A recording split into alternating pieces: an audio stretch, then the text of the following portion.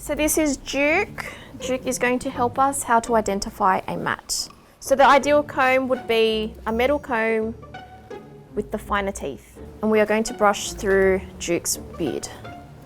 So you can see that it is not going through and there's a bit of resistance there. So we'll part Duke's beard and we can see there's quite a few mats in there. So once we identify the mat, we'll need a slicker brush, part the hair and just gently brush it out. We don't need to use excessive force, just constant brushing. It will make it easier just to part the hairs and work layer by layer. So now when we go through with the comb, there's no resistance. And if there is, more brushing. Ideally, if you find mats that are a bit closer to the skin and a bit harder for the comb to come out, use some detangling spray.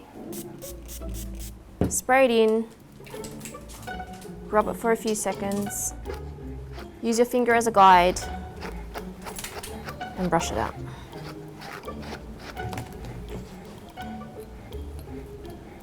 Another way of identifying a mat is just with a normal standard hairdryer. So what you're looking for when you're drying the hair is clumps of hair sticking together. So once we've identified where they are, okay, Harley. Same methods. Detangling spray, brush out. So what you can do if it's still wet, go through with the hairdryer, dry, and then brush again. So some of the detangling sprays acts as a conditioner, a leave-in conditioner for your dog. And there you go. Pretty much mat-free. So one of the main elements of washing your dog is be careful not to get any water inside your dog's ears. Use your thumb to close the ear canal to stop water from getting into it.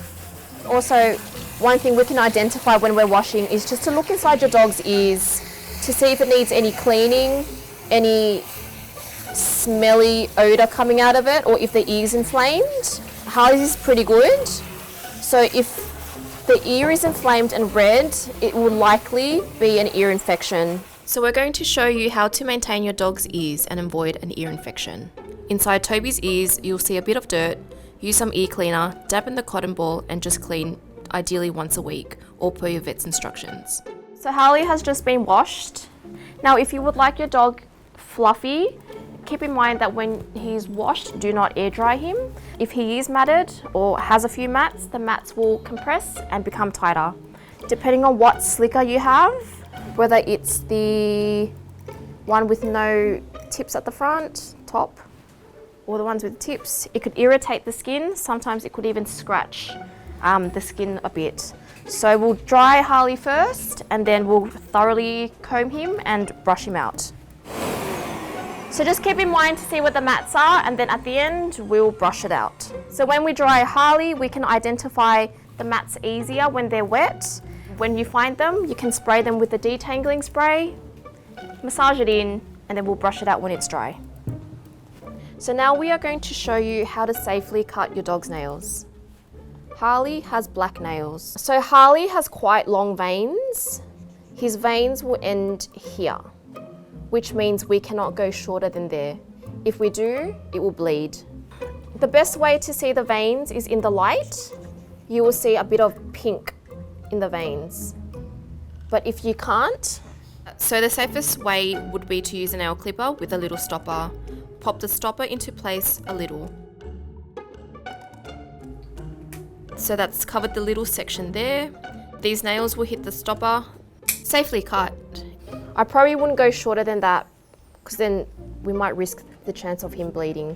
If it does, have some styptic powder, pop it on the end, hold for a few seconds. So Toby has white nails, but he has long veins or quicks. We cannot go shorter than this. His quicks stop there. So most people would want their dog's nails to be shorter than this. We can't go because once we cut that, it will bleed.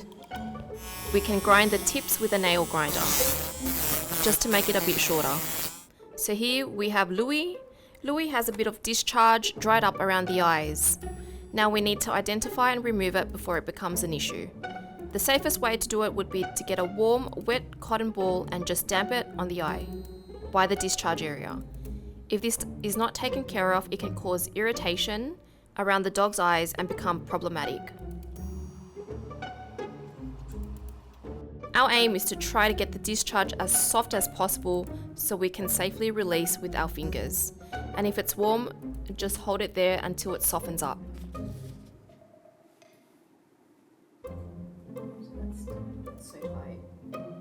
As you can see, if it doesn't get identified straight away, there is a bit of raw skin there. That is why it needs to be identified as soon as possible.